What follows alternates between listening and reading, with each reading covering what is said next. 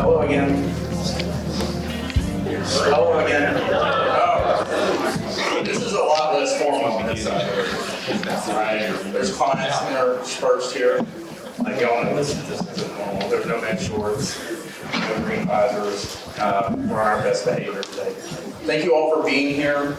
My name is Michael Lavender, founding partner of Lavender Wharf. And just for a moment, as Alden and I were discussing today's event, I thought, I'm going to say one thing at the beginning that I'm going to get out of the way, which is for anyone in this room as a business owner, that's the smartest thing you can do every day, right? Say one thing, get out of the way.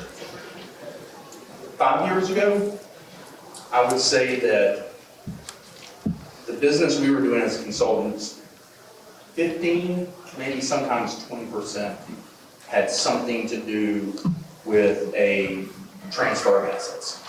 And not just within, say, like a real estate space, but I'm talking about equity transfer.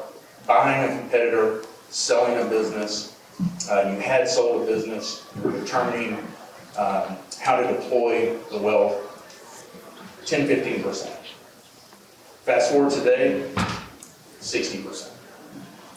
And it was actually conversations that we were having with some of the panelists here as we were meeting with clients of, are you this busy too in this space?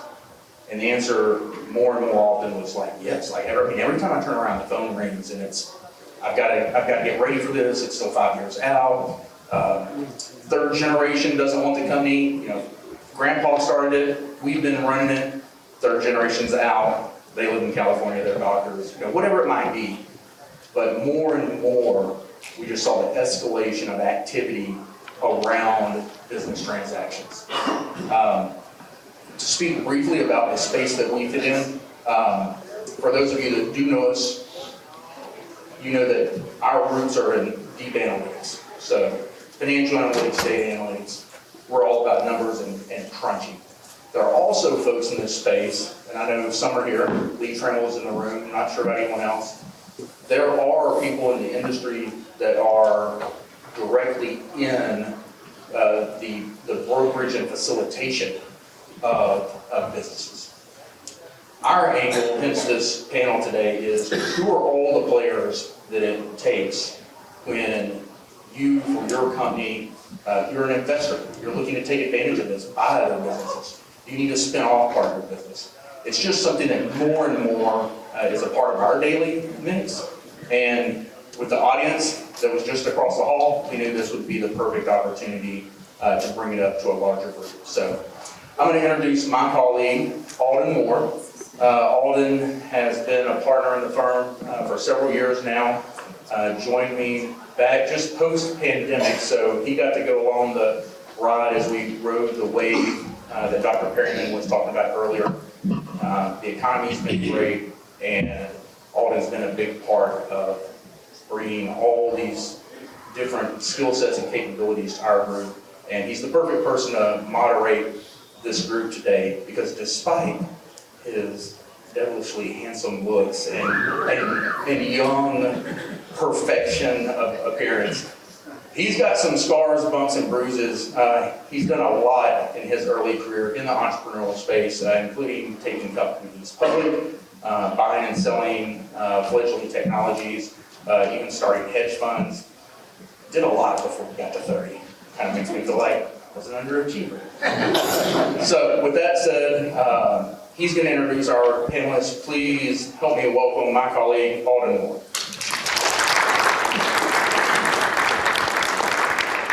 Thank you. Go ahead. You got it. Perfect. Thank you so much, Michael. Thank you to everyone here. Great turnout. Really appreciate all of you making the time, even if it's just an excuse to not go out in the cold rain.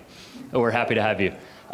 We do have a phenomenal panel today, a lot of experience from all sides of any kind of major asset transactions or transitions. That is what we're talking about today.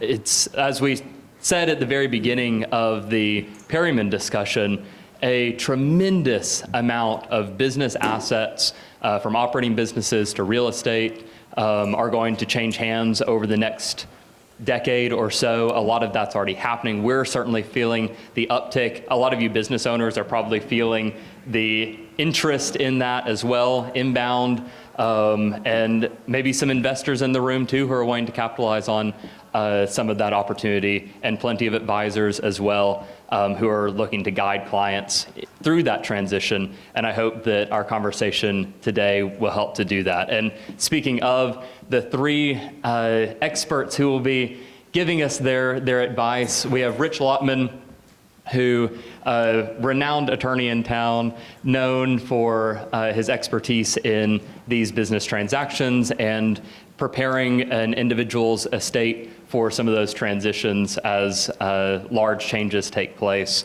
Decades of experience and leads a wonderful firm here. Vern Ebersole is a part of the Lavender War Team, phenomenal background. He leads our transition or our transaction advisory practice. Princeton undergrad, Duke MBA, worked at McKinsey & Company, the most prestigious consulting firm in the world for several years, then private equity. Oh, the second most prestigious firm. McKinsey just doesn't know yet. And then did private equity and has come back to his wife's hometown here in Tyler, Texas, East Texas, White House, and we're just thrilled to have him. And Mike Thomas, 36 years, I think, of experience, CPA, wonderful practice. It's grown tremendously. We recommend him and his practice to all of our clients, and has a particular expertise in business valuations. And we've had the opportunity to work with him on a number of large and complex transactions. So I know he has a lot to share. Before we get started, I mentioned the three major categories of people that are here with us, and we got some list ahead of time, but I would love, for our panelists' sake and to guide my own questions, to get a better understanding of who all's here. So if you would raise your hand if you fit into the category of business owner or key executive, real estate owner, key executive, who might be listening for those kind of questions. How many of those are in the room here today? Perfect. And then advisor, banker, CPA, attorney, intermediary, those wealth advisors, people who are hoping to guide their clients through some of these conversations and transactions. Fantastic. One, I hope you are all looking at each other and who raised your hands, because I hope that part of what this is a good networking opportunity for everyone here to create opportunities. And lastly, are there any individuals in the room who are looking to buy businesses, invest in businesses as some of these transitions take place? Fantastic, fantastic. With that said, we're going to follow, the question order is going to follow largely the process of a transaction. So we're going to start with preparing the deal types and considerations, deal execution, and then ultimately the transition and planning post-deal. So we're going to look at it from both sides of the transaction, from the buy side and the sell side, but it's going to kind of follow the experience that a seller may have. And that was probably the majority of individuals in the room, and certainly the advisors as well. I would imagine a lot of your experience is also helping on the sell side. So we'll certainly be speaking to the buy side, but a lot of our conversation flow will have that mindset around it. And with that said, Vern, could you lead us off with, if an individual is a business owner or owns significant business assets, and they're just thinking that a sell is coming in the next 2, 5, even 10 years, what are the things that they can start doing now to best prepare their business for that transition and to maximize the value that they'll be able to capture when that time comes? Sure. Yeah. Can you hear me? Perfect. Thanks for having me all in. I appreciate it. Excited to be up here. I think to answer your question, the 2 points for me to think about is, one, how can you get kind of your earnings number, your profit number up and clean? And then the second piece of that is how can you mitigate some of the risks that a buyer is going to kind of look at when they're coming into a transaction. So for the first point, I think cleaning up financials, making sure the chart of accounts is right and things are being tracked in the correct way, whether that means investing in CPA or bookkeeping capabilities, getting some of your other operational data, asset lists, all of that together. I've seen a lot of businesses where it may be there, it may not be there. If it's there, it could be in a pretty rudimentary form. So having that accessible and clean so that you can provide that to a buyer to help them kind of understand the business better. The second piece was mitigating risks. And for me, that is, to me, the two biggest risks as a buyer are knowledge of the business and the industry, and then the relationships with customers, vendors, and employees and other stakeholders. So, a couple of things to think about on that front. One is, do you have a succession plan in place? Are you looking to sell your business to someone who, an operator, a new operator is going to buy the business, or do you have a way to transition out of a role, if you're in the business in an active role, to folks that are currently on your team or folks that you need to bring onto your team? How can you transition some of the key customer and vendor relationships? A lot of small businesses that I see, the owner is absolutely a key part of that business and owns a lot of those key relationships. So how can you transition those to folks in sales, folks in operations, other people on the team that are then going to kind of mitigate some of those risks? The third is just kind of process documentation and writing things down. That tribal knowledge is something that's critical in a transaction and in a transition from a seller to a buyer. I looked at a business a couple of years ago in Longview and was extremely impressed with the owner. He had everything kind of standard work, operating procedures for everything from receivables, how to enter and process receivables, to how to product test and quality control their products, kind of all documented and filed. So I thought that was extremely impressive. And as a potential buyer, that business made me feel really good about coming into that business and being able to pick it up quickly and be able to kind of transition to an ownership role of that business quickly. That's great. And on the risk mitigation standpoint, something I heard you talk a lot about, risk for a buyer equals uncertainty. They're almost synonymous and have a direct impact on value, certainly. It won't kill the deal, but it will. They have to adjust the value to the chance that there's something that they don't understand. And the accounting has a big part of that too. So yeah, thank you. Mike, in the same vein, from a specifically tax-oriented perspective, are there things that might have a year, two, maybe three or more leeway that a business owner might need to be thinking that far ahead to start positioning themselves to minimize the tax implication of a transaction? Yep, absolutely. Thank you, Alden.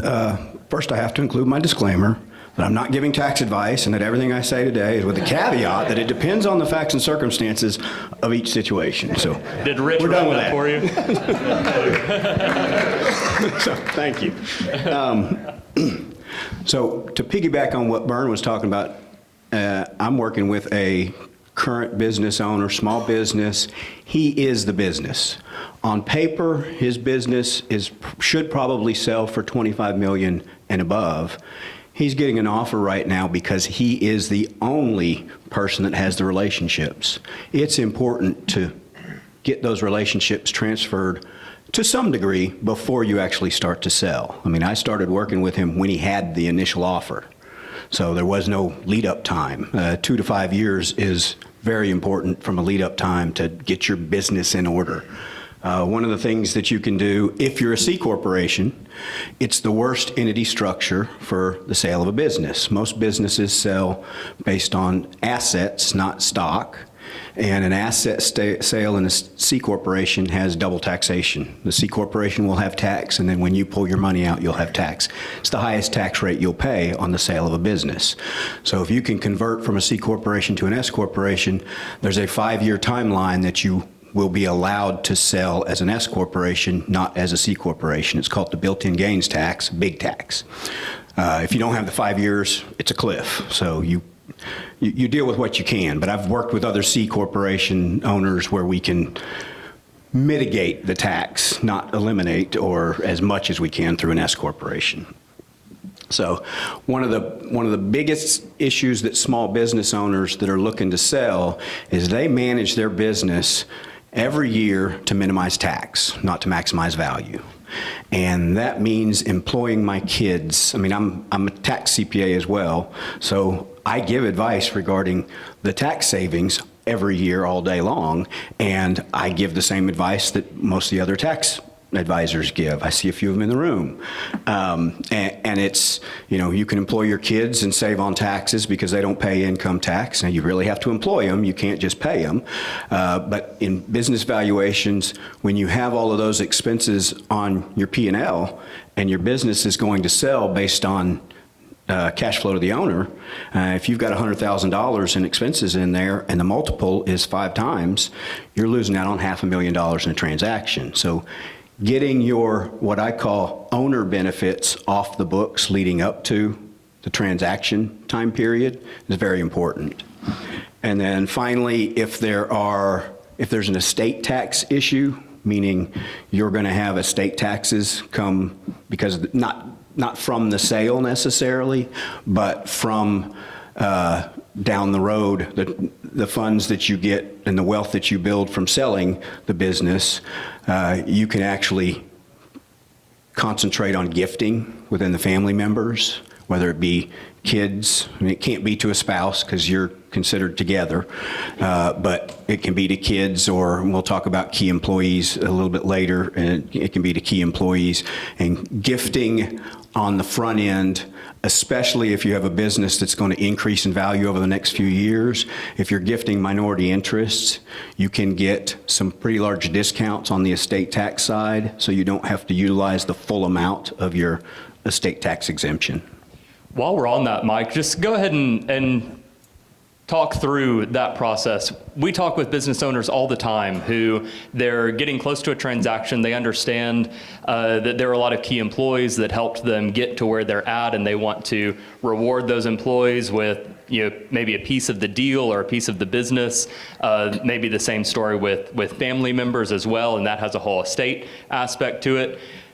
Talk us through the best strategies to go about that. There's all kinds of different methods to create stock-based compensation or those kinds of things. Can you talk us through what's going to be most advantageous for the owner, most advantageous for the recipient? Is there anything that the owner needs to tell the recipient to do in their receipt of the shares? Anything like that a business owner might need to keep in mind, even a timeline on doing some transaction in that vein? Staying with the gifting of equity, if you're going to gift it to somebody, there's no tax implications to the recipient. So if I give a key employee or my kid, for instance, 10% of the company's going to sell for $10 million. I mean, everybody can do the math on that and what the ultimate recipient's going to get. They will have tax related to the sale proceeds that they get, but there's no tax related to receiving the gift. The number one by far way to compensate key employees is, and it's the simplest, is just a bonus structure. It's the most expensive for the recipient on the tax side, but it's the biggest deduction for the business owner on the gifting side. If I give a $100,000 bonus to a key employee, it's going to go on their W-2. It's subject to ordinary income tax rates, and it's also subject to payroll taxes. Whereas if I give them an equity position, depending on what kind of assets you're selling, a portion of it's going to be capital gain and a portion of it's going to be ordinary. So a large portion, depending on what type of business you're selling, will be capital gain. And ultimately, that's what we're trying to get to when we're selling. From a tax strategy standpoint, ultimately we're trying to get as much as we can in capital gain rather than ordinary income, because capital gain has favorable tax rates. From the recipient standpoint, on the capital gain side of things and the gifting of equity itself, does the time when they receive the equity, does that matter from a long-term capital gains or a short-term capital gains rate, or is it the length of the asset itself of the business has owned it? Well, if it's gifted to you, you step into the shoes of the gifter. Okay. So there is the difference between long-term and short-term is 1 year plus a day. It's long-term capital gain, which gets favorable tax rates of either 15 or 20%. Ordinary tax rate can be up to 37%. So you're looking at 17 to 22% tax rate difference. So very important when you're, because ultimately it doesn't matter whether your business sells for $1 million or $1.5 million. If your tax is $700,000 on one and $500 on the other, you're not getting the same amount of money. It's after-tax cash flow to the owner in the sale is what really matters. And so taxes can be one of the biggest expenses that you have in this transaction if you're paying 37% of what you actually make. So it does matter tremendously, whether it's long-term or short-term, but you step into the shoes as far as the gifting goes. Other options, stock options, phantom stock. I've seen a rabbi trust be used in instances like this, and what a rabbi trust is basically a trust that is funded. It's a non-qualified compensation plan that is funded by the business. They put so much money into the trust over time that key employee, after a certain vesting period, let's say 5 years as an example, they can start drawing that money out at any amount. And it's compensation to them when they draw it out, but it's not compensation until they start drawing it out. Well, if I put $50,000 a year into a rabbi trust for a 5-year period, in order to incentivize key employees to stay, and to stay through transitions, for instance, a lot of times when you're working on transactions like this, you're looking at negotiating with a buyer and the seller as far as the key employees and keeping them on. You might put that transaction, like a rabbi trust, in place a year or two prior to the sale.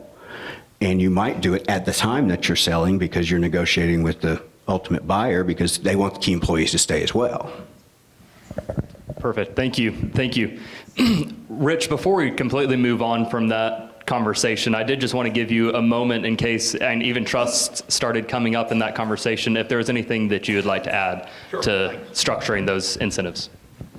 I would echo both what Bern and Mike have said. First off, I don't think you can start too soon to begin to plan for the eventual sale. Bern's comment, Mike echoed it about cleaning up the books. That's getting the kids or your personal car or your personal expenses off of the books. Amen. Get those off your books before you call it. Please. Right. Not implying necessarily there's anything wrong with that, but it's just the way personal or private business owners. But don't blame your tax man for that, all right? Don't blame Mike. They were doing their job when you put it on there. Right.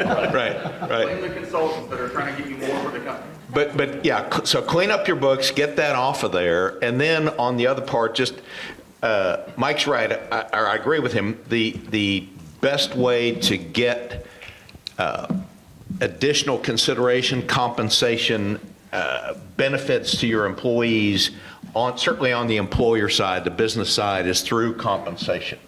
If you it's charitable, if you will, in a sense, to make gifts to your employees of stock or equity. That could, like Mike said, it's not going to have a gift tax consequence to the recipient, but it may have some long-term detrimental effects to your estate and your kids or successive generations may end up paying some taxes they would not otherwise have incurred if you've used up some of your lifetime exclusion or exemption amount. The other part of that, in terms of what we do, is if you have, and many of us have hopes of that, but if you have a realistic expectation and in the 3 to 5 year horizon, you're going to sell your business, please, before you get a purchase agreement, and please, even before you get a letter of intent, if we can, or another estate planning law firm can help you with your accountant's advice and the consultant's advice to get some of that ownership, some of that equity out of your name and into, again, through what Mike said, through gifting, and typically it's going to be done through gifting to trusts.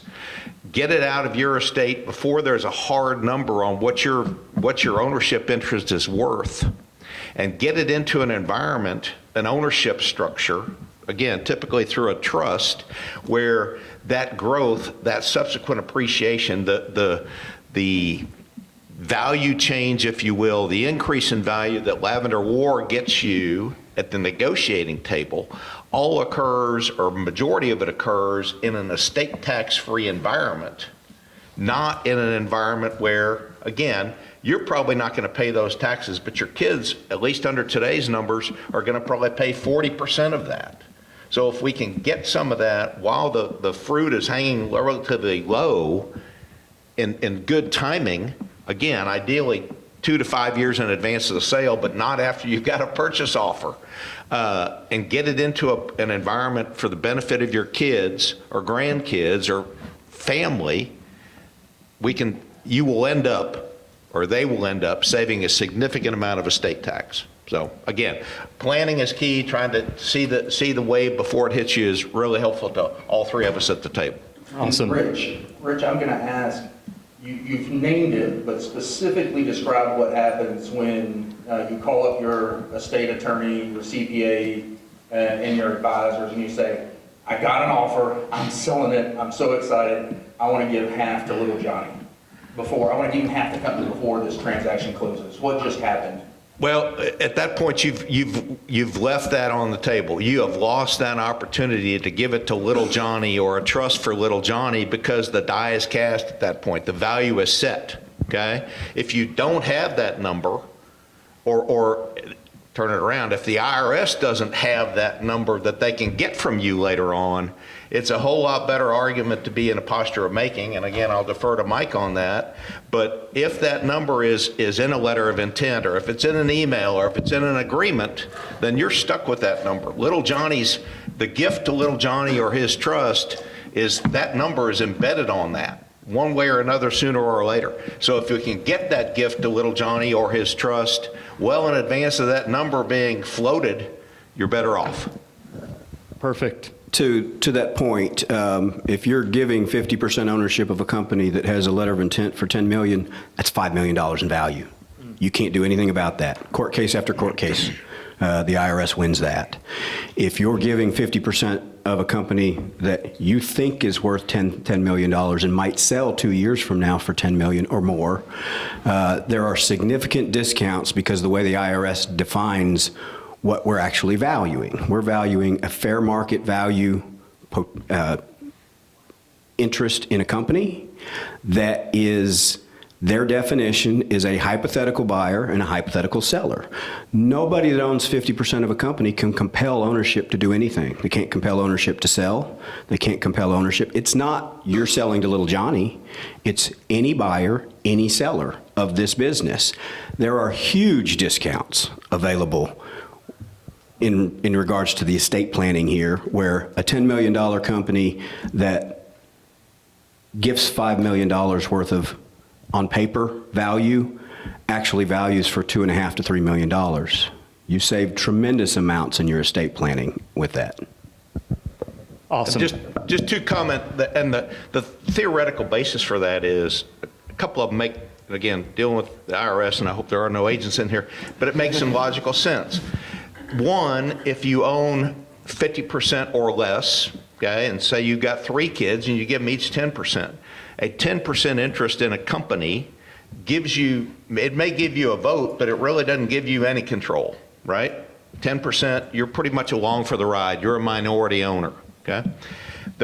So they recognize that the discounting arguments, and Mike writes a lot of these valuation opinions, the discounting arguments recognize a lack of control. There is a history of court cases, and again, for a lot of the reasons we heard Dr. Perriman say, we're in a great area geographically because these decisions go through the Ninth Circuit, and it's a taxpayer-friendly, if there is such a thing, court, okay?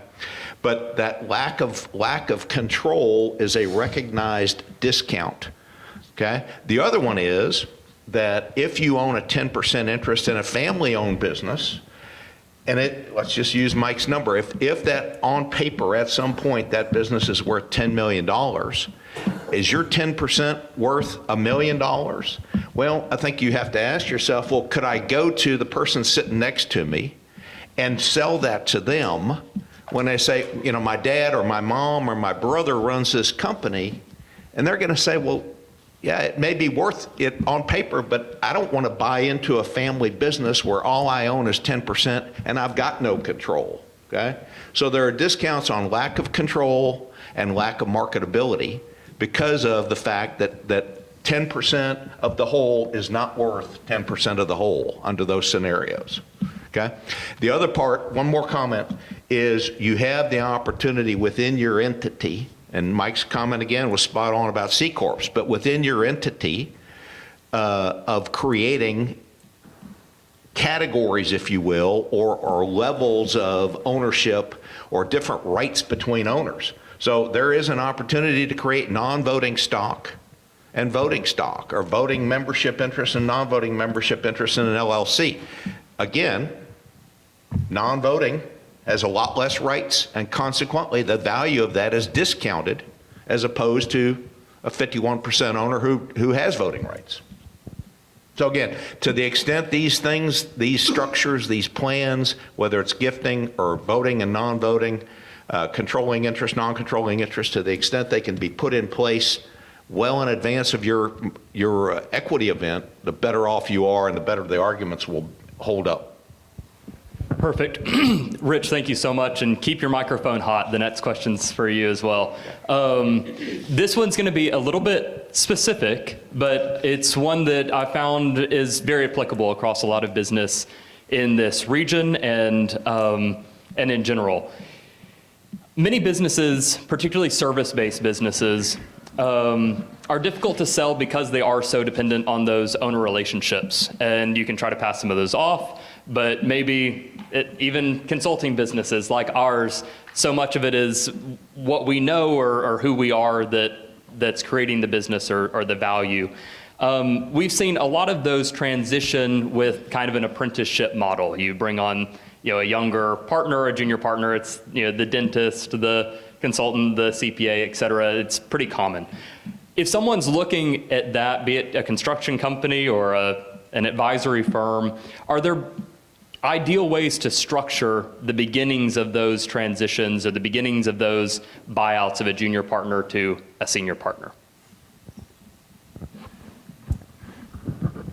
Maybe Alden, help me. Is that ownership transfers internally between senior and junior? Exactly. Okay. It's a business that might not be particularly marketable to, hey, Lee, will you put this on the market and see what I can get for it? But it is marketable to someone who's kind of growing up in the business and inheriting those relationships. Well, again, I think he's asking you how to set it up for him to take me out. Yeah, apparently you have to grow a beard. I'm taking notes, yeah. I think Lori just came in the room too, so she may have an opinion on that.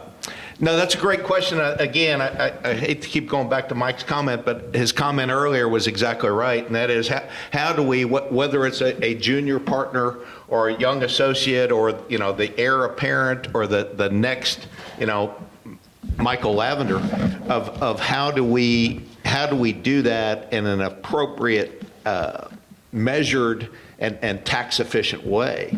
And again, I think it's going to have to be through compensation, and maybe you give compensation and allow that younger person, I'll just say the junior, to buy in then.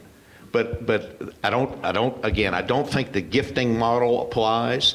You can certainly issue additional ownership or equity, whether that's stock or membership interest in an LLC, to get the next generation, I'll just call it categorically, into the business.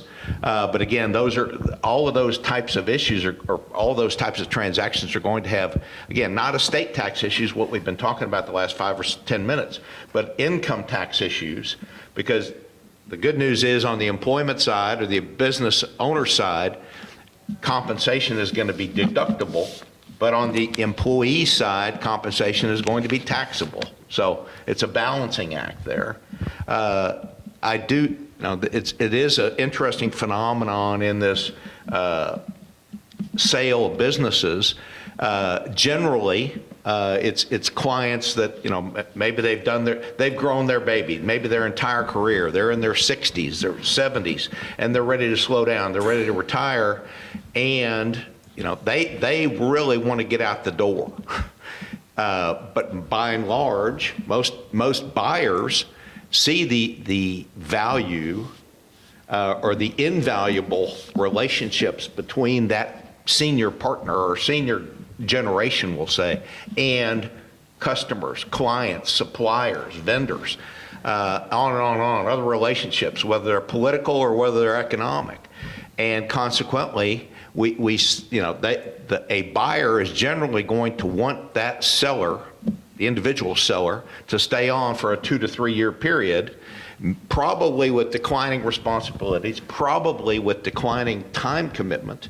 But a seller should anticipate, assuming there's significant goodwill between the principal and the business or the business customers, a seller should anticipate a 2 to 3 year exit strategy even post-closing.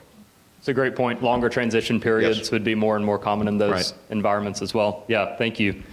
Bern, let's zoom back up a little bit to the highest level. Say someone's just started thinking about, maybe I want to sell this business one day, and immediately they are talking to their friends and they start hearing things, 4X, 5X, 6X. What does that even mean? What are we Xing? And how does that impact ultimately what a business might be worth? Sure. So like you were alluding to, business valuations are often kind of talked about as a multiple. That multiple, for most businesses, the exception being some of these kind of tech software as a service businesses, is a multiple on earnings or cash flow. Two of the metrics that you'll hear about most commonly are EBITDA and seller discretionary earnings, or SDE.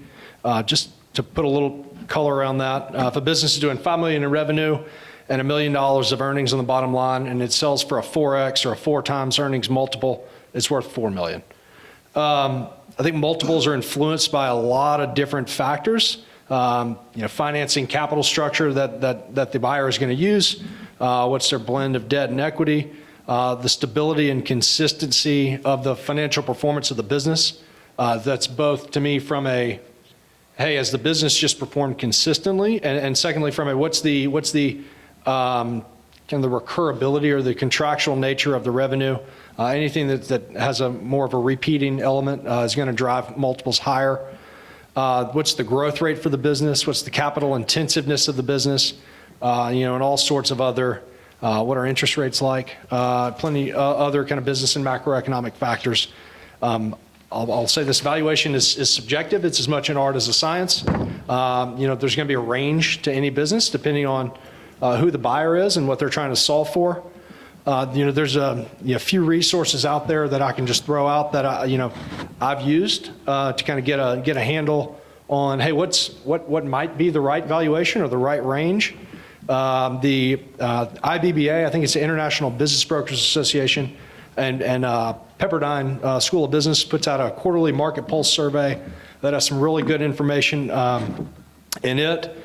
There's a couple of resources out there, business valuation resources, GCF peer comps, GF data are just a few of the kind of sort of resources out there that you could pay for to get comparable transaction information. Or you could, pay kind of full boat to somebody like Mike to do a business valuation. Somebody like the Lavender War Team, Mike's would be kind of certified as a CPA. I'm not a CPA. I guess Alden was a CPA. So, we may not be as official, but, we're up there. He was smart. He got out. That's right. Reformed CPA. So there's plenty of resources out there for business owners to go and kind of understand, hey, what's the market like for a business like mine? You think those resources are maybe higher fidelity than your friend who told you that they sold their business for 10 times? Yeah, on the tee box at the 9th hole, yes. Yeah. We hear that constantly. Oh, really? Because so-and-so told me that they sold their business for 12 times earnings. Like, well, I'm pretty sure your friend's lying because they didn't. And their legal and accounting fees were extremely low. Right. And a lot of sellers don't look at the other side of this transaction. They don't look at it from the other side of this transaction. The buyer has an opportunity to go buy something else. They don't have to buy your business. If I have $1 million to invest in something, I want to invest in something that's going to give me a return based on the risk that I'm taking. And if I'm taking risk investing in your small business that is run by Billy, and Billy does everything, way more risk than investing in the stock market, which has a diversified portfolio. I expect an 8 to 10% return from the stock market. Most people these days expect 12 to 14% return, but that's unrealistic long term. If I expect an 8% return from a diversified portfolio which carries risk but not a lot of risk, and I'm going to invest in a small business, I expect a much larger return because the risk I'm taking investing in that small business. If Billy passes away tomorrow after I buy it and he doesn't transfer those relationships to me, I'm toast. I don't get $1 million back out of that business. I lost a lot of money. Whereas a diversified portfolio, I'm not going to necessarily lose a lot of money. Yes, there's risk in a downturn, but the sellers need to understand the give and take in that relationship, because a buyer, and I work on the buyer side as well, and I'm calculating the rate of return expected based on the risk involved in this company. And a lot of what we talk to lends itself to what the risk is on the seller side. That's right. Hey, and you guys are doing a good job of hitting this a little bit in the way, but totally flip the script, if you will. Part of the way that we promoted this event is there's millions of small businesses that are going to change hands in the next few years. Talk to the folks in this room that are buyers. The ones that came in here saying, okay, I'm looking for all the gray-haired folks. Which ones look like they're ready to sell? When they approach that person and they say, well, on the 9th tee box, someone told me that I can sell this for 15x. So I'll sell it to you for $15 million. Make about $1 million a year. I'll sell it to you for 15. How do the folks that are looking to buy start to back that down, Mike and Vern, to what y'all were talking about of, well, what's realistic? What is the right risk adjustment? How do you go through that process? Vern, you want to start?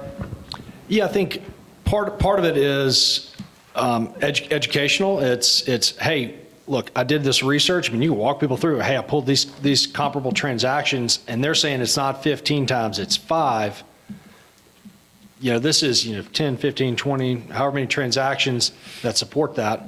I think it's also, you've got to feel comfortable about what your number is, what your willingness to pay is, what that number is, based on how you're planning to finance a transaction, what type of returns you're expecting, how much kind of margin for error you want to leave yourself in terms of servicing any debt that you would take on. If you're taking on equity partners, what's are you giving them the returns that they would require? So it's all of those things is what you're trying to solve for, and to me, my approach has been to kind of be candid with business owners and say, hey, here's what I'm seeing, and help me help you. Like let's try to figure something out. And 2.5 years in, and hadn't necessarily been super successful buying a business, so. Maybe that's not the right approach, but that's typically how I try to do it. One thing I'd add to that, and it's something that's been said, it's really restating, but business owners understand that buyers are in this to make money. They're not writing you a check for X number of millions because they enjoyed the conversation with you so much, nor is there a understanding that businesses are just always going to transact at some multiple of some earnings calculation. Ultimately, any kind of computation that's 4x, 5x, 6x is just shorthand for a discounted cash flow. What are the future cash flows that we actually expect this business to generate under the new leadership, under the new ownership, and what is that worth in today's dollars?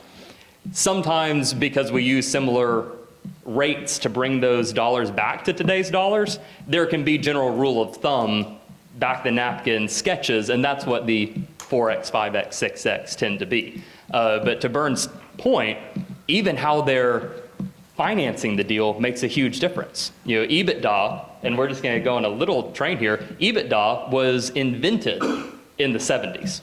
New term, relatively.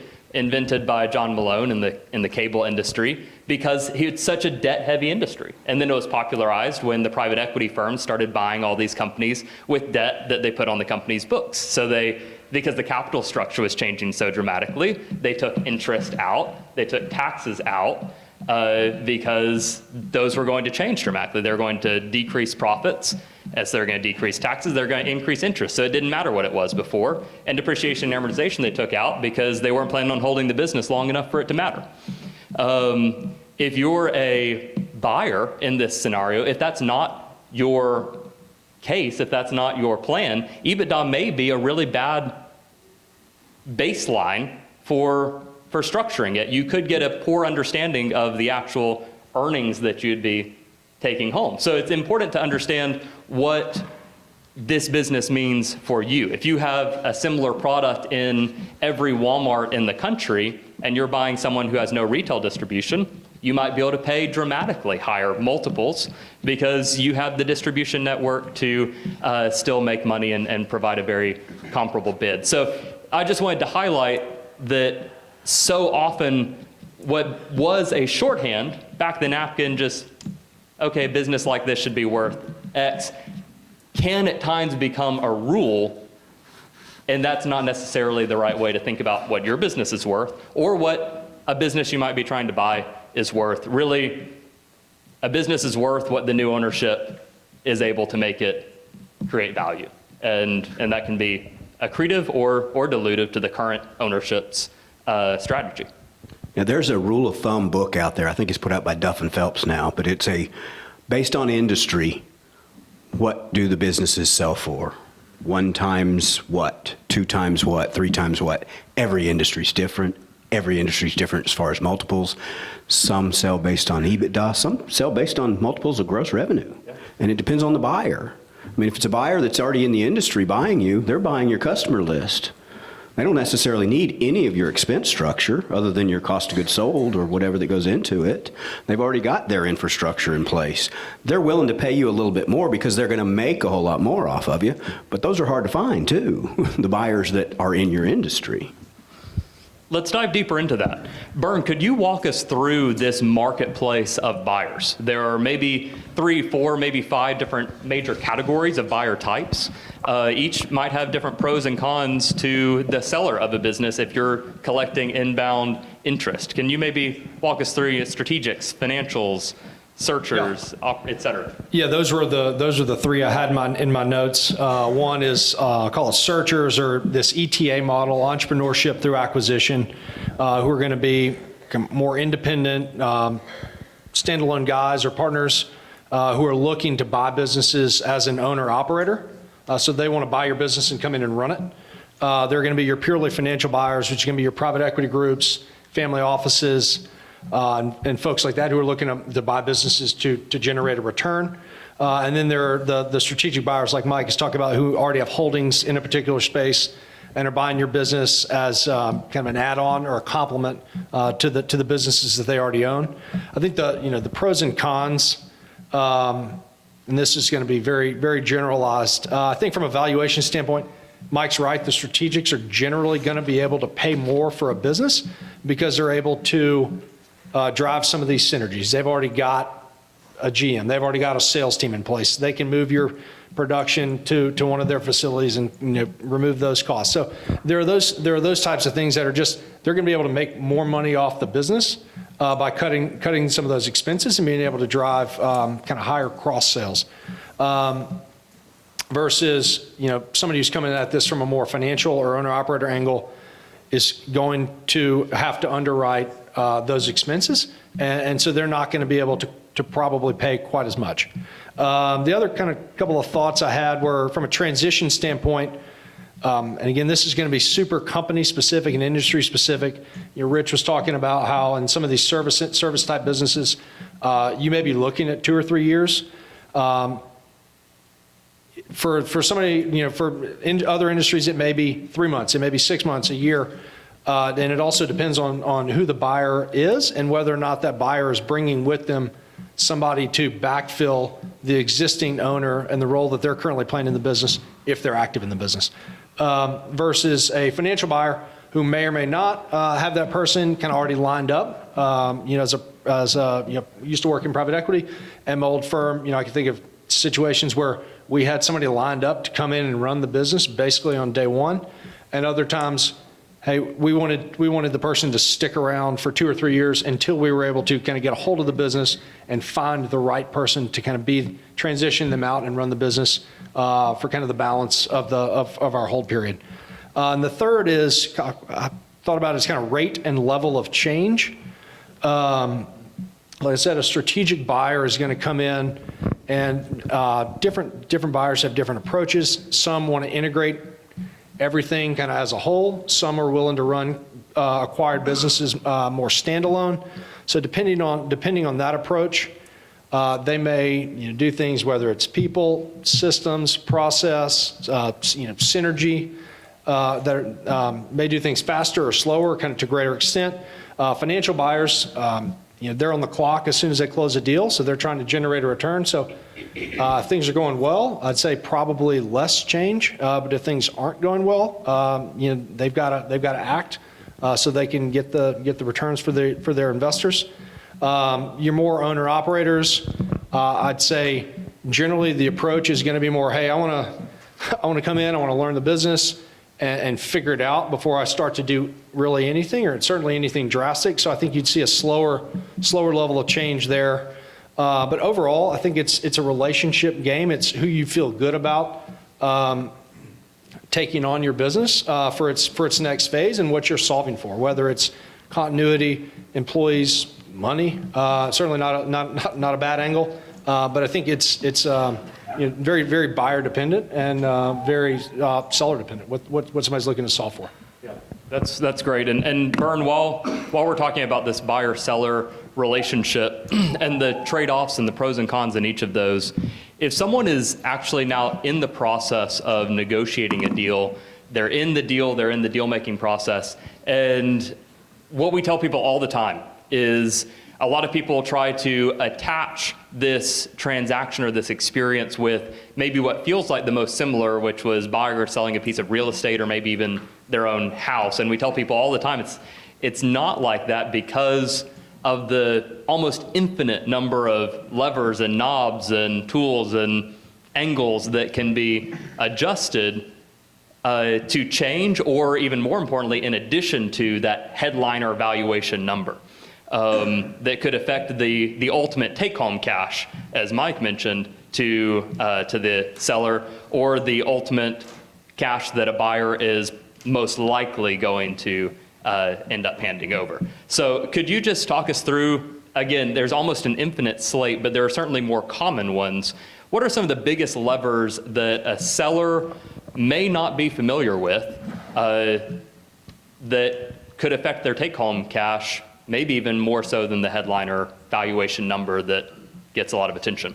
Sure. I think the three I would think of are seller financing, contingent payment mechanisms, and then rolling equity. You've got kind of post-close contractual obligations, but that's going to be generally a lower kind of absolute needle mover versus the other three. Seller financing effectively means that you're lending money to a buyer to buy your business. It's extremely common in small business transactions. A lot of what I see is kind of in the 10 to 20% of total value range. It makes, if you're bringing on other lenders other than a seller, it makes those lenders more comfortable that you've got skin in the game that's actually behind them in the capital stack. It makes a buyer more comfortable that you've got that skin in the game because it makes them feel better about a smooth transition. The other thing about seller financing is you can be super creative with it. Banks and the SBA, they have just a lot of rules and processes and structures that they have to work within. Seller financing, you can be a lot more creative on term, amortization, interest, however, all of that as well. You can kind of make things contingent or forgivable, and this will kind of bleed into that second piece, which was contingent payments. You can structure a seller note as contingent or forgivable based on the performance of a business. So, hey, I'll pay you, but if the business doesn't hit this threshold or these goals, I'm going to claw back some of that value. The other kind of very common contingent structure is called an earnout, and it's almost the opposite of the forgivable seller note, in that it's, hey, I'm going to pay you this, but if you can do this, I'll pay you more. So it's kind of the inverse, two sides of the same coin. And those are often used to bridge a valuation gap where a buyer and seller don't necessarily agree on price, but these are tools that allow that price to be bridged in a way that mitigates risk for a buyer and gives the seller the opportunity to get the value for their business that they perceive it holds. The third is rolling equity. I think this is probably less common for people who are looking to retire, but this basically means you maintain an ownership stake as predominantly a minority owner in the business going forward with a new owner, and as a partner to that buyer. We saw a lot of that in the private equity world. In the smaller business world, I see less of that. But in private equity, there were businesses we bought where the seller didn't roll any equity into the go forward business, and there were deals that we did where the sellers rolled 40% of the equity into the go forward business. So wide variety, but there are definitely tools out there to help drive higher the ultimate value that a seller can capture for their business. Perfect. And I love that you mentioned the use of bridging the gap but in valuation conversations. And a lot of what we've talked about has been very almost medical sounding. It's very precise, when transactions don't have that vibe. They can be very emotional. They can be very tenuous. A lot of times this is something that people poured their heart and soul into for decades, maybe generations. It's your baby, and everyone's baby's the cutest in the world, and then someone comes along and tells you, it's pretty cute, but it's not as cute as you think it is. And it has these specific issues, and you're like, doesn't necessarily go as well. So that is a good way to bridge, hey, my business is going to the moon. Okay, but what if it doesn't? There's some contingent opportunities there where both sides can win. If that happens, the seller's more than happy to pay for it. If it doesn't, then they didn't overpay. Mike, are there any particular tax implications of any of those levers or additional levers that someone should think about from a tax standpoint specifically? Yeah, and so I described to sellers what you were talking about. This is your baby and this is what you grew up. And when they're selling it, it's like marrying off your daughter and going and living with them and watch how they live. Horrible way to do it. So you've got 6 months to a year that you're going to live with your new son-in-law, because that's what happens in most small business sales is you've got to transition the relationships and everything else. So you're stuck with the buyer, and them screwing up everything that you did is what you built, because this is the processes that you built and you know it works because of X. And over here they're going, well, I've got a new way to do this. They might be right, they might not be. Most of the time we have that I've been involved in post transactions where it is, 6 months to a year, never lasts that long. It's like maybe 3 months, and then they both say, okay, we're done with this. We'll take over, go your own way. But from a tax standpoint, the main thing is we want to get as much as we can in capital gains. The basics of the tax structure of this is if we can get as much as we can in capital gains. Where Rich really earns his money is that purchase agreement, and the language in the purchase agreement drives whether some of this is capital gains or whether some of it is compensation. If you've got an earnout and it's not correctly displayed in the purchase agreement as part of the sale transaction, if it's going to be paid out as compensation, you're in trouble. When I say you're in trouble, I mean you still, you're going to pay way more tax on it. Yes, exactly. The difference between on a $5 million sale, capital gain and ordinary income is at least 17%. You're talking about $850,000 to your bottom line that you don't get to keep if you don't structure the deal properly. And a lot of that is the negotiation, because the other side of that is whatever's best for the seller is worse for the buyer, and vice versa. So I want as much as I can to be in ordinary if I'm buying, because I can deduct it now, as opposed to capital, where I have to, goodwill, for instance. If I'm buying goodwill and a small business, I have a 15-year amortization schedule that I have to amortize that over, whereas a smaller asset or compensation for, an earnout, for instance, I get to deduct that immediately. That's a great point, and what a lot of times you'll hear that discussed in the negotiation process. Well, there's the contingencies that you talked about, but some of the later part might be discussed as the purchase price allocation, and that should ring a bell that you need to go talk to Mike or your other tax advisor. We don't need to go probably into more the nitty gritty of that, but Mike underscored how vital that is, the implications of what category that comes to you from a long-term or short-term or ordinary standpoint might be a bigger impact than the entire range of possible valuations that your company could have afforded. So very, very important that's thought about and discussed properly. Hey, Alden, let me ask Rich a question. Okay. Rich, would it be a good idea, I'm getting ready to sell my business, should I just go ahead and work out the deal, me and the buyer, we're gonna come to terms on all that, and then I'm gonna come see you and Mike and tell y'all what we came up with? Is that typically the ideal way for us to approach a transaction, is to make the deal first and then come talk to the legal and tax experts? No, generally speaking, I would say that's not.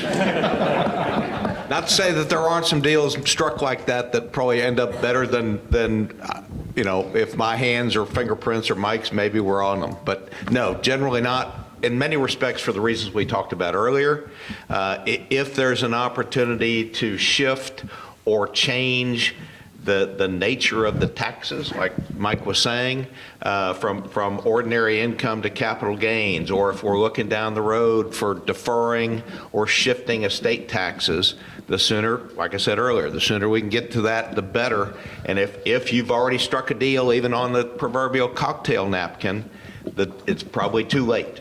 Okay, just a couple other comments though, and on piggybacking on what Bern and Mike were saying. So in kind of reverse order of the way Bern went through the three, but part of the reason, if there's a sale, and Bern probably or Alden can kind of define this better to the extent there's any uncertainty, but we've seen a lot of private equity money moving into even Tyler, Texas, okay? And it ranges from meat packing plants to medical practices and almost everything in between, okay?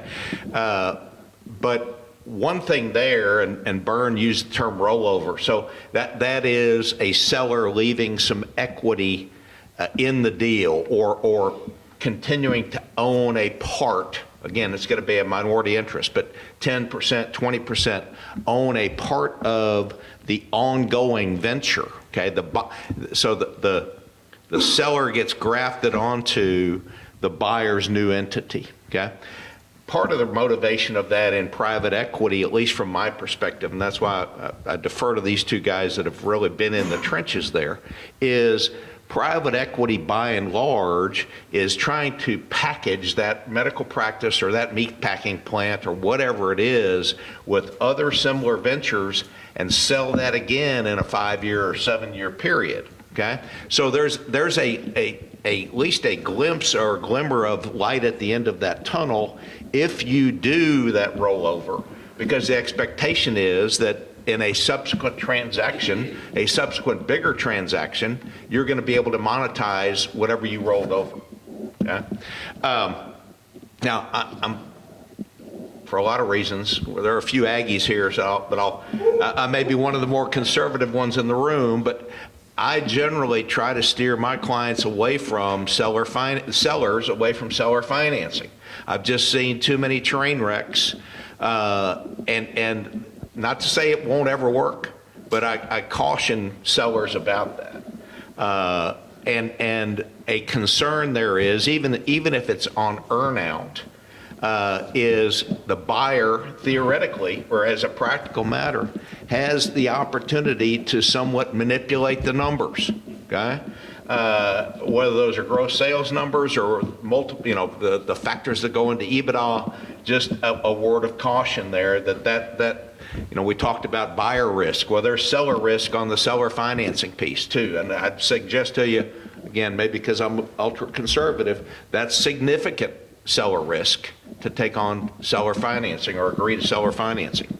Now, it may become more necessary now that we're at a 6 or 7% or 8. Some of the bankers in the room can correct me. Whatever the current lending rate is, it may become more commonplace and/or for the seller more attractive to lock in a 6 or 7% rate of return on some financing than it was, over the last decade. Just one other thing on same thing on earnout. And that's, again, you set these thresholds, and if your business does, X or over X, and it's not a permanent, but it's typically a 1 to 3 year period. If your business generates gross sales, whatever the formula is, if that business after the sale surpasses that threshold, then seller is going to reap some benefit. Oftentimes, though, as Mike has said, that means that seller, you, if you're the principal of that seller, or you and some other key employees, are probably going to have to be there more than that, more than living with your son-in-law for 3 months or whatever that. I love that example. So anyhow, that earnout is probably going to be dependent, or in part, depending on the business, largely dependent on you continuing to have a role there. Not that that's all bad, but just go into it with eyes wide open, that's probably part of that expectation. And there should maybe be some hesitancy in agreeing to a significant part of that being a significant part of the compensation if what it's tied to is something you don't have any ongoing control over. Absolutely. If it's tied to profit and you're just kind of along for the ride and you're sitting there a year later, they're like, well, you didn't hit your number, sorry, you don't get it. And you're like, well, I really wish you hadn't signed up for 2 private jet shares and driven our profit down by 200% because you're 200,000. Anyway, if you don't have control over it, maybe be hesitant to attach a large part of your earnings to it. Right, I agree. Yep. Dr. Perryman talked about being the gutter guards when he goes bowling with the kids. Rich and I, in this relationship, are kind of those gutter guards. Our role is to help protect you from the bad stuff. Lavender War, their role is to help you maximize the amount of money you're going to get out of a transaction if they're working for the seller. If they're working for the buyer, they're trying to maximize your return on investment. And so they're moving the levers that we're talking about, but ultimately hopefully we're not going to keep you from hitting a home run on the sale, but when Rich is talking about the ultimate, the bad deal where you're going to get paid out over time and they don't hit it, and you thought you sold your business for $5 million, but the earnout didn't come and you only sold it for $3 million, huge difference. And I know a lot about bowling because I was a 1981 city champion back in the day. So. You know what's nice about that, though? I'm glad y'all brought that up. All of those things can be quantified, right? We like to think sometimes that, okay, well, I'd like to get $5 million for my business, but I've got this buyer. I really want to sell to this buyer, but they want me to carry 30% in seller financing. There are actual calculations you can work through and assign probability risk to those calculations to quantify what that really means to you. Okay, I'll seller finance 30%, but now the ask isn't $5 million, it's $5,175, right? You bake that in, even though as now you're the bank, you made that loan, you're also benefiting from the interest payments. So there's a lot of math that can go into that. Michael, how are we doing on time? I don't have a clock down in front of me. I don't know, I'm not watching. Lori, how are we doing on time? I'm into the conversation. Okay. Yeah. Okay, so maybe 15 minutes or so to when we were kind of thinking. I want to leave at least a few minutes for questions, but I will prioritize the next few questions here. One quick one that I just feel like I'd be remiss if we didn't touch on at all, given our geographic location. Rich, I even saw this on y'all's website.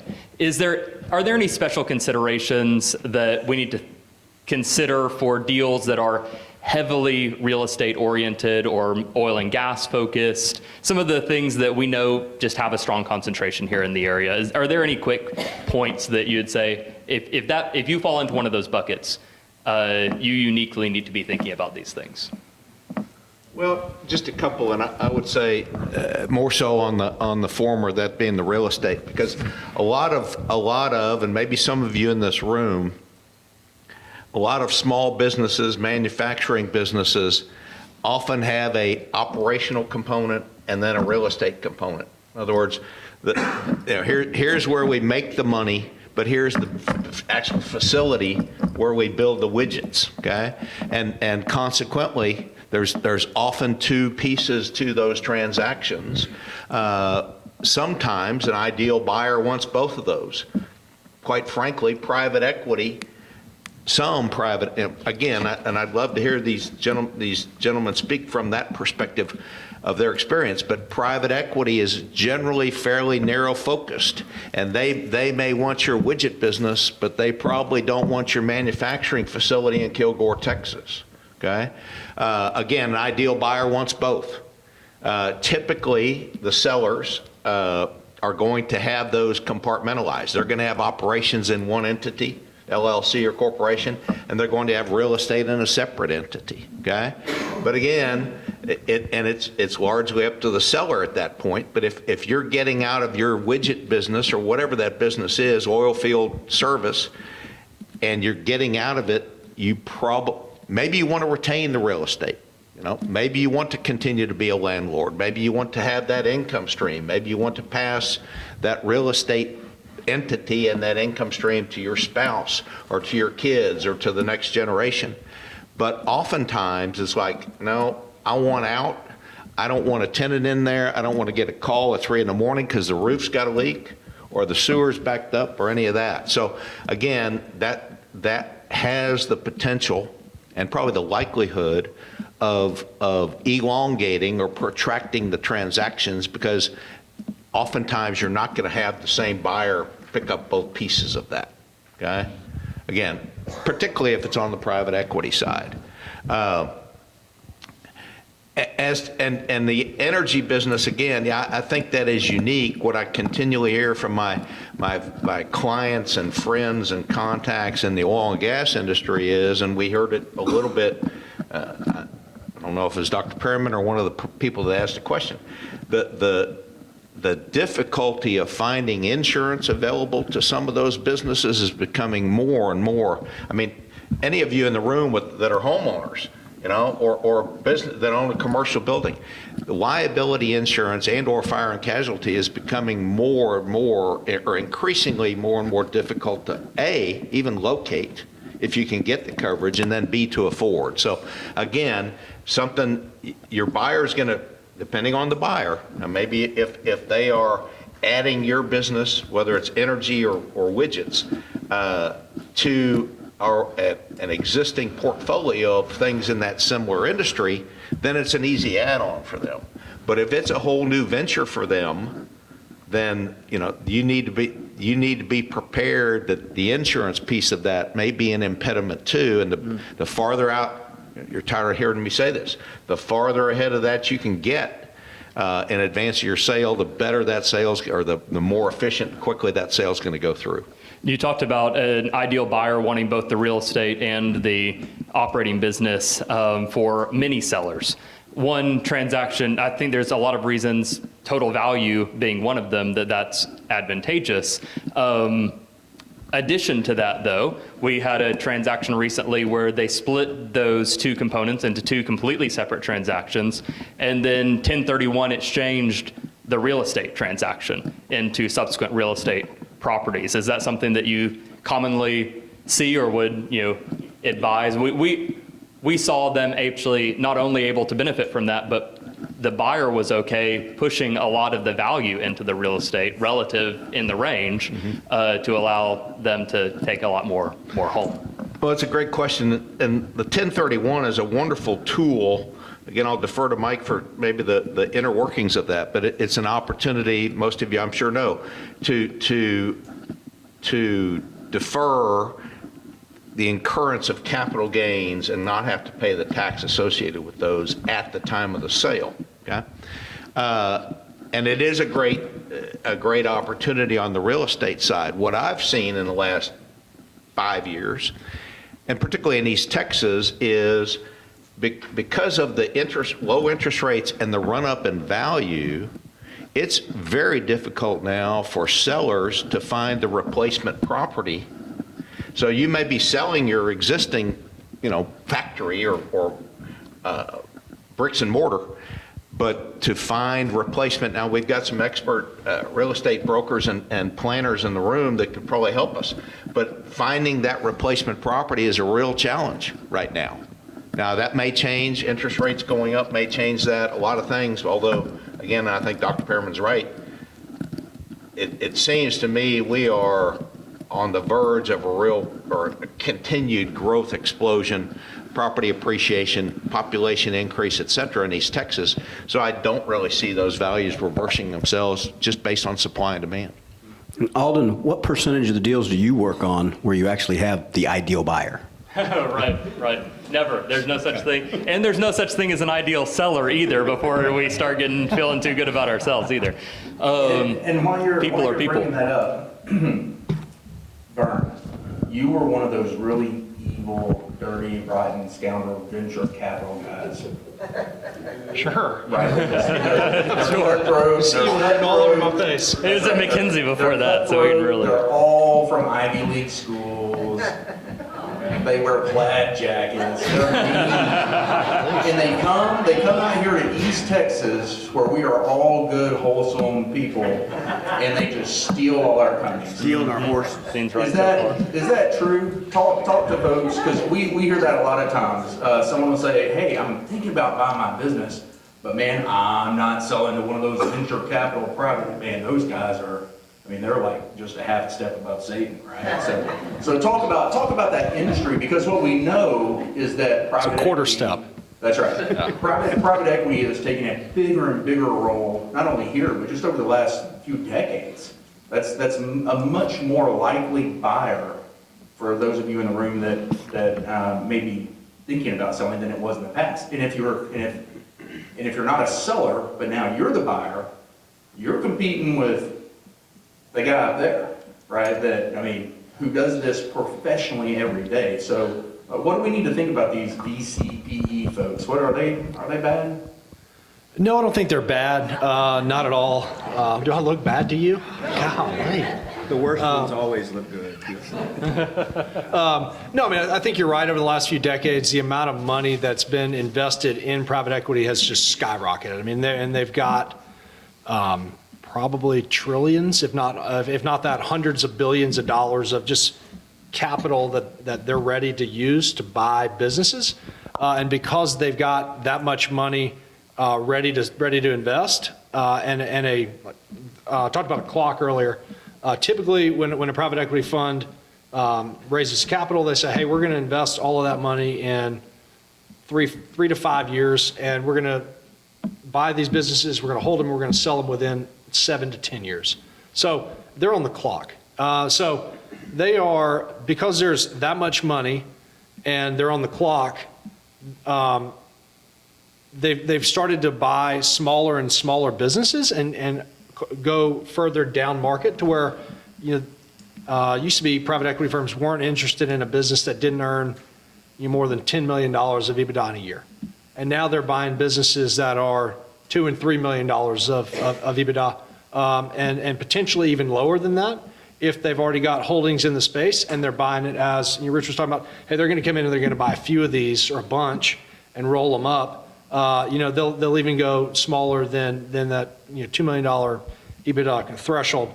They're not all created equal. To your question about are they evil, I think there's there's some case studies out there that are the reason why they've got a bad rap generally. They've come in and just, destroyed, large reputable companies. But by and large, their goal is to make money. So their incentives to grow a business and to see a business succeed are there. Just like an individual buyer and just like a strategic buyer, they want to grow. Now, the way that they may try to make money may not be palatable for a lot of sellers. If it's, hey, I've already got 2 facilities that are at 50% capacity, I'm going to just buy your business and just move all of your production to fill the capacity of those other ones, and I'm going to shut this plant down. Yeah, that happens. So I think understanding where people are, where they're coming from, where a buyer's coming from, and what their goals are, and how they're going to treat your business moving forward is important. But like I said, if your goal is, hey, I want mine and I'm out, they can certainly be a good partner, especially if they have holdings in a space already and are able to pay a little bit more. Well, here's what I think we've seen is that they fit a certain opportunity. So Yeah. let's use Mike's example. My daughter's 23. I got to get her out of the house. I need her out quick. She's making me crazy. Private equity comes in like, I've got to get married by the end of this weekend. You got a daughter. I've got one. I'm going to take her over to, the Northwest Coast, maybe into Canada. Like, great. Can we get this done this afternoon? So private equity and venture capital has its place. How many All joking aside, How many there are goats? some things that they can do that your traditional buyers can't, that are favorable. Well, and I will say, it's a really broad bucket we're talking about. Sure, yeah. Private equity, all that means is that it's not a public company or another company in your industry that's buying you. So really anything that is someone taking a loan from a bank and raising money from other private people is private equity. And I think that's important to consider here too. But like you said, I mean, they're not bad people, but they probably have no emotional attachment to your business or to your people. So they're just going to run the business in the way that they feel is most profitable to their investors. And it's the people side. I mean, we're attached to the people we work with. It's our work family when you're in a small business. I mean, my goodness, I spend more time with my work family than I do with my at-home family. My wife works with me, so I get that benefit or detriment, depends on how you look at it. But I mean, if I sell my business, whoops, hi honey. If I sell my business, even the small business buyer, not the VC person, they have to run that business based on how they think it needs to run. And, Susie that was working for me for 20 years, it isn't necessarily the best fit with the next buyer. And they're not evil for getting rid of Susie if they do it in the right way. There are bad ways to get rid of people, but Susie's going to get another job. Or Bill is going to get another job in general. I mean, and that's ultimately, this is a money transaction, and the emotion gets in the way. 80% of these deals die at the table, and before you get to the table, the majority of them do. But there's a lot that die when you're sitting at the table and going, okay, it's time to sign. We've got a few little things that need to get done here, and we can't get an agreement on those few little things, so we walk away from the table. All that work that Rich did on the contract, it's just null and void. Yep. We've seen one transaction, the actual night that it was supposed to close, physically separating the buyer and seller from getting into a fist fight at like 2 a.m. Yeah, so there's emotion sometimes. The intermediary has a different element when you're like actually the physical person in between them. You mentioned, Mike, and I just have a couple of questions. One, the last one I want all of your thoughts on, and then I really want everyone to have a chance to ask questions too, because people I'm sure brought their own questions into this conversation. Bern, Mike just mentioned 80% and 93% or so of statistics are made up on the spot, but let's say about 80% of businesses die at in the process. After LOI, after you think you're on the way, you've agreed on a number, everything else. I think that's surprising to a lot of people and a lot of people who are in that process.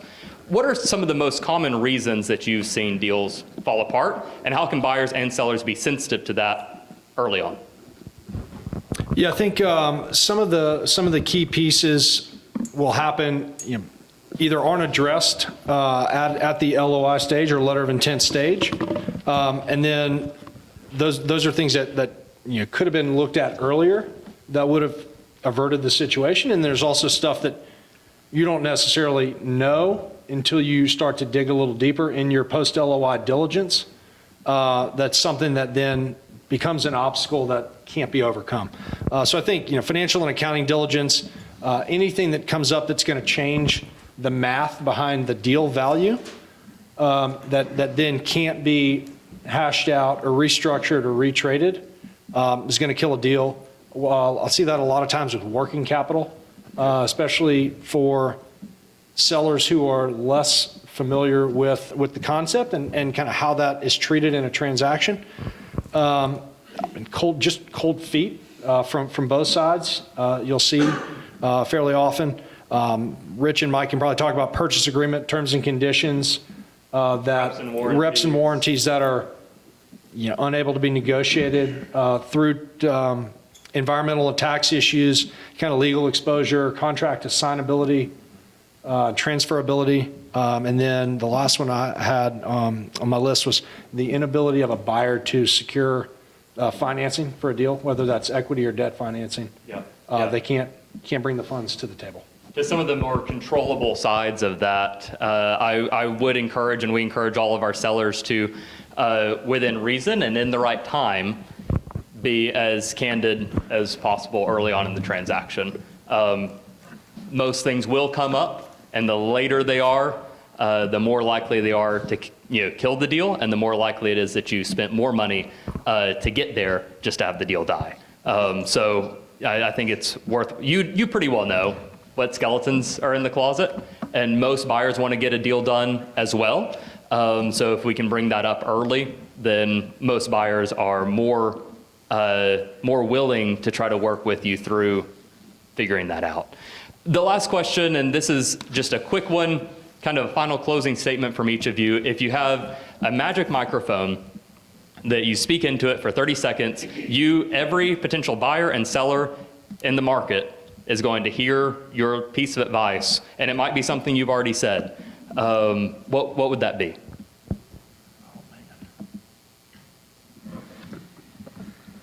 I'll go first. I would say, just to your point just a few minutes ago, Alden, the due diligence that Byrne talked about, is going to reveal everything. I think you need to be prepared for that. And if you're not prepared for it, then maybe you ought to clean your stuff up before you get to that point, okay?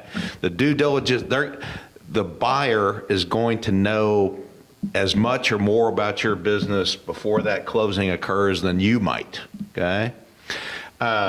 So again, to the point, I think the very first question when we sat down here that Byrne said about Mike said, get your kids off the payroll, clean up your stuff, okay?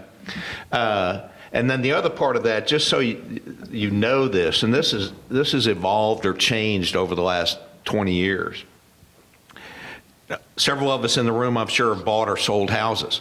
Typically, in a real estate transaction, the contract gets negotiated, the contract gets signed, and 30 to 45 days later, we close, right? These type of transactions have pretty well evolved or morphed into what they generally call a sign and close. In other words, the actual purchase agreement doesn't get, the ink really never gets dry. You sign it, and the minute you sign it, the money starts moving. Okay, it's not like we spend 30, 60, 90, 6 months of negotiating that purchase agreement, and then all of a sudden we're at the altar and we're going to sign it and you're going to fund it and you're going to get your money. So there are, other than a letter of intent, you're not really hooked. Okay, you're not even engaged, so to speak, until the closing. So there are some exits there that don't exist in other transactions that most of you are familiar with. That's a great point. And even the letters of intent are non-binding, or almost in all cases. So, it's at that point that both sides start to spend money on advisors. And if I can just go ahead and start my 30 seconds, I think for me, I think one, that's like Rich said, you're not really committed until you say, I do. The LOI is kind of like the engagement. But I think for me, the most important thing for a business owner is most of whom will sell a business one time in their careers is to find good advisors. Certainly a plug to the panel up here, but bringing with you an attorney who's got experience in negotiating transactions and purchase agreements and has kind of been through the trenches, finding an accountant who understands the tax implications and can help you, and just getting ahead of the game, whether that's even a year or two in advance. 5 is probably ideal to start to figure some of this stuff out, but getting ahead of it and surrounding yourself with good people are going to increase the value that you can get for your business and the certainty with which you're able to actually get a deal done. What I would say is most people come into this transaction not necessarily closed-minded, but with an idea of how it needs to work. And there are so many creative ways to make deals work. And just allowing some of that creativity in the process to work its way through might get you a home run that you didn't think you were going to get from a buyer standpoint or a seller standpoint. I mean, that's how it gets funded can be, we barely touch the surface of the ways that you can actually fund transactions and realize what you're, in a small business, what your heart and soul went into. Awesome. Well, first of all, please join me in giving a quick round of applause to the amazing panelists. Thank you all. Thank you for sharing your insights. I know we're probably around time, but for those of you who have additional questions, please, we're here as long as you want to be here. If you have any questions that you think would likely apply to more people in the audience, please ask them now. And as that continues to progress, we'll certainly hang around for individual questions after it as well. But I'm sure if you have a burning question, it probably applies to more people as well. So at this point, we'll open it up to additional questions. I'm kind of intrigued by Rich's comment about the shortage of 1031 exchange type property in town qualified. So what if you got something that's like, yeah, maybe it's for sale? How do you nurture those relationships and get on those lists and be able to say, yeah, this is a potential, right? Especially given the short time clock that you're working on. How do you put your property out there without putting it out? Like, you don't want to list it, but if people are looking, they should know that it's possible. Nice manufacturing or warehouse facility. Yeah. Well, I think you. I don't know. Matthew, how would someone go about doing that? It's tough. You've got to, every time I've been in a 1031, or I've had a client that's in a 1031, I feel like the pressure is to identify it quickly, rush into a decision. And so oftentimes, even before properties where I'm the counterparty and I'm the one that's actually exchanging, I try to have that other down leg of my 1031 already identified, and ideally contract and maybe even due diligence where you can close it and it kind of takes the emotion out of it.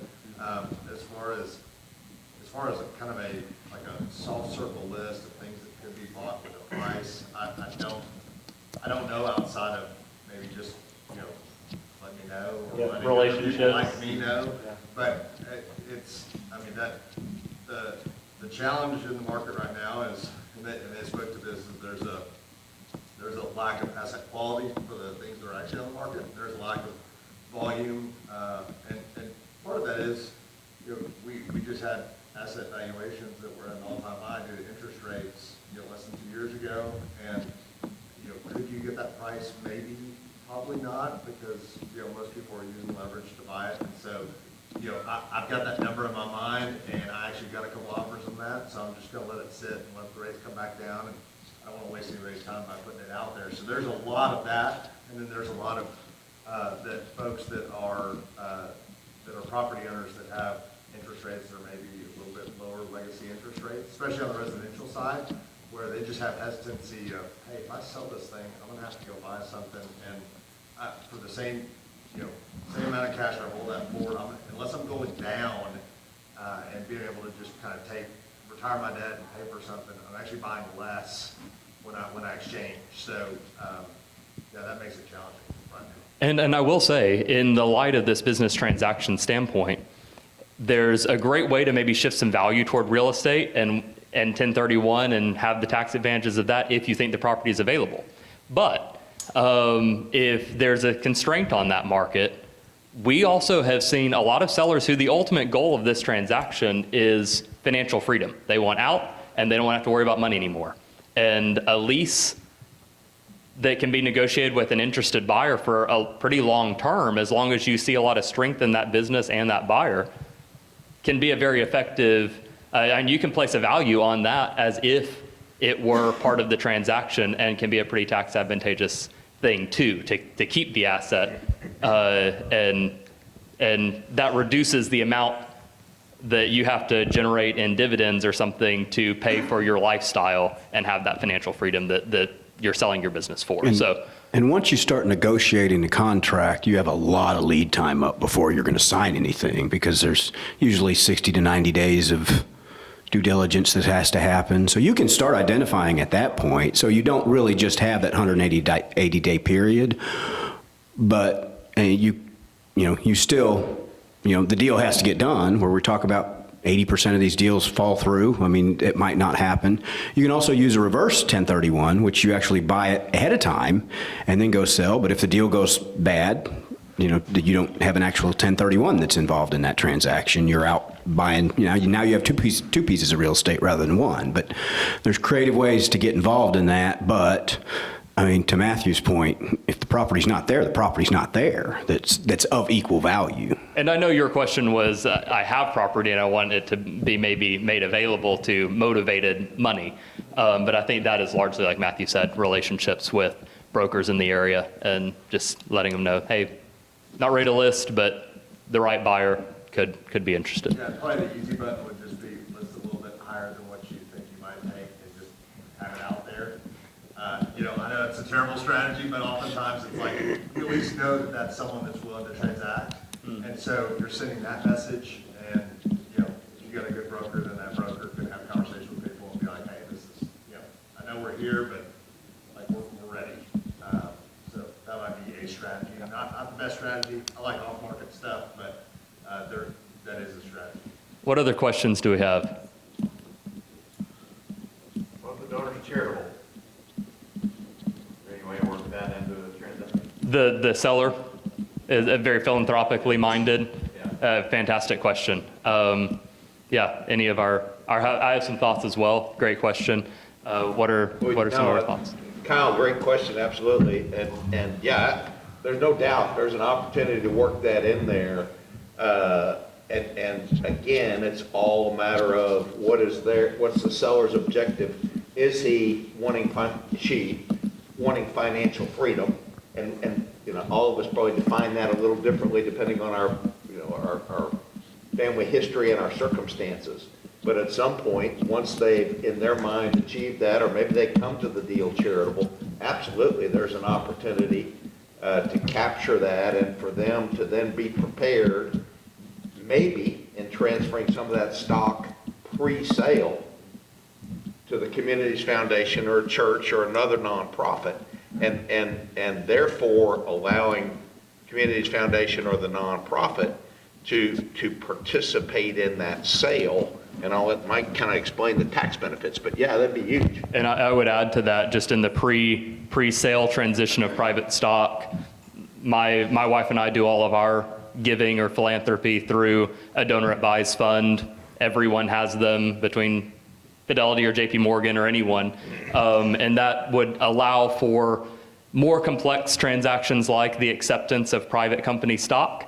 And then the ultimate donation of that maybe to an organization that doesn't have the robustness to accept something like private stock. So if you want to ultimately support a smaller charity or a smaller entity, then a donor advised fund can work a lot like a very low hassle foundation to facilitate some of those more complex transactions as well. The tax savings associated with that can be huge, because If you gift it to donor advised fund, for instance, the Communities Foundation, that 10% interest, if you give your son 10% interest, he's going to pay tax on whatever his sale proceeds are. But if you're philanthropic and ultimately from an estate planning standpoint, you want to support your university, your church, whatever nonprofit that it is that you support, you take 10%. Appreciated stock is one of the best things to donate. There's no tax on the transaction. You get a deduction at the full fair market value. Now, you're going to have discounts involved in this, just like if you were giving it to your son. But there's ranges of discounts that, for this purpose, it might be, you get a little bit higher number from whoever's doing the valuation than if it was given to your son. But if you give it, 10% interest in a $10 million company, you're going to get a tax deduction for maybe $600,000, $700,000 and not pay tax on the 10% that you gave, and ultimately wind up where you would have wound up if you'd have given them $1 million later when you're getting close to your deathbed, at a much, much, much better tax structure. And Kyle and I were just having this conversation the other day, and what a great resource we have here in the community with East Texas Communities Foundation. What we see very often, right? So a lot of business owners in the room, and we've been fighting and clawing all the way from whenever that first day was to whenever you're going to hang it up or pass it on. And even in that transaction, right? We're talking about the fist fights in the middle of the night. Man, we're going to make sure I do a good job on this transaction like I've done for the last 40 years of building this company. I'm not going to go out like that. I'm going to go out on a high note. And then a few months later, all of them, I get the call like, what am I going to do with all this money? I'm like, Bert, where am I going to put this? The investment decisions have been made, things, and all the boxes have been checked. But there's all of a sudden that realization that it's kind of maybe that after the heat of battle, like, I'm going to do some good stuff with this. And there's so much money that's about to change hands, right? That was the premise of us having this panel discussion today. You're going to end up with excess resources, and provide for yourself, provide for your family, do smart things. But there are partners, and we regularly engage clients in those discussions of here's things you need to start thinking about, and introduce them to Mike, Rich, and get them to start thinking like, oh, this can actually be really financial benefit. It can be beneficial to me financially, actually give away money. That makes their heart feel good because there's that extra purpose of, well, not only did I go out on a good note, but look what I'm doing with it. So it's a big component of selling a business. Yeah, that's fantastic. Great question. What else do we have? All right. How about we offer, for those of us, to be around our teams here, the panelists are here. It's about 3:15. We're a little past due. So. It started snowing yet? Yeah, no, I went out a minute ago. It's not snowing. I can pull up the computer and leave the model if y'all want. Come on the big screen and talk about the weather patterns in a minute. Thank you guys so much for being here. We know it's an important subject because we see it when the phone rings every day. And hope you got something from it. Connect with our panelists. There are other expert advisors in the room. We try to name them and engage them here and there in the conversation. It's one of the things I love most about our community. I spent 15 years in commercial banking, and it was such a pleasure to meet other bankers from other parts of the country. They're like, oh, you just hate your competitors. I'm like, no, I'm actually all friends. I've just always found that to be a special part of East Texas, the way that we all pull together to get things done. And quite candidly, no one in our team and no one on this stage, if they don't have the answer, we're going to help you find the person that does, so that we can continue to have Perryman come here and tell us that we're the best part of Texas, and Texas the best part of the nation, our nation the best part of the world. That's what we're shooting for. Thank you guys so much for being here. Please. Thank you. Thank you all.